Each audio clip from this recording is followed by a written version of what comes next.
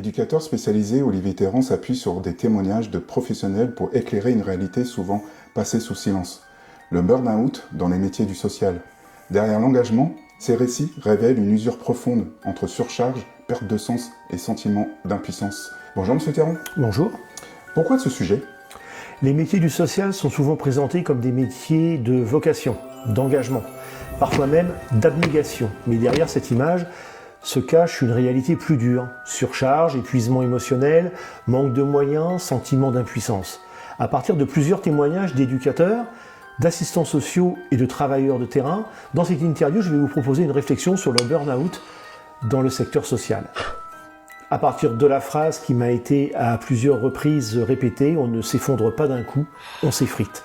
Quels sont les premiers signes d'un burn-out dans votre quotidien ? Les témoignages convergent, le burn-out ne surgit pas brutalement, il s'installe. On a pu me dire au début, on pense que c'est juste de la fatigue, puis on dort mal, on rumine, on n'arrive plus à décrocher, même le week-end. Ou alors, on me dit ce n'est pas un effondrement soudain, c'est une lente usure, comme si on perdait des morceaux de soi. Beaucoup évoquent une fatigue émotionnelle plus que physique, la difficulté à absorber la détresse des autres sans accompagnement suffisant, ce qui a pu se traduire par on porte trop de choses ou on a trop peu de moyens. Qu'est-ce qui pèse le plus dans votre travail ? Justement, c'est le manque de moyens qui revient comme un fil rouge. On m'a dit, on nous demande d'accompagner toujours plus de situations complexes, mais les équipes ne suivent pas. On devient gestionnaire de crise permanente sans pouvoir faire du travail de fond. Les professionnels parlent d'ailleurs d'une transformation du métier. Moins de temps pour l'humain, plus de tâches administratives et une logique de flux plutôt que d'accompagnement. Un d'entre eux m'a dit que l'impuissance est le pire des poisons. Qu'est-ce qui épuise le plus psychologiquement ? Au-delà de la charge de travail, c'est le sentiment d'impuissance qui revient le plus fortement. Avez-vous des exemples à partager ?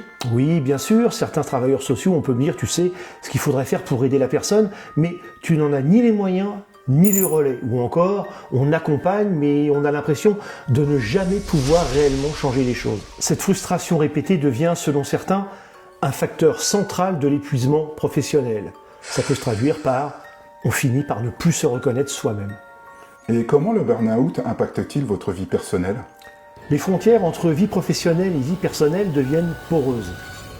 Certains me disent, je rentrais chez moi, mais j'étais encore au travail dans ma tête. D'autres encore, j'étais irritable, absent, même avec mes proches, je n'avais plus d'énergie émotionnelle. Certains évoquent aussi une perte de sens, voire une forme de désengagement affectif progressif. Ce métier ne peut pas reposer sur le sacrifice permanent. Que faudrait-il changer selon vous ?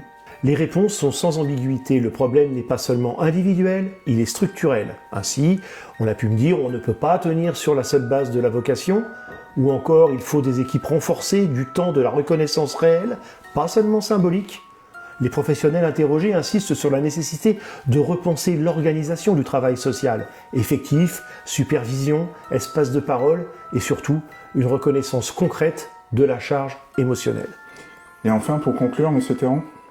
Je dirais que le burn-out dans les métiers du social n'est pas une faiblesse individuelle, mais plutôt le résultat d'un déséquilibre profond entre mission et moyens.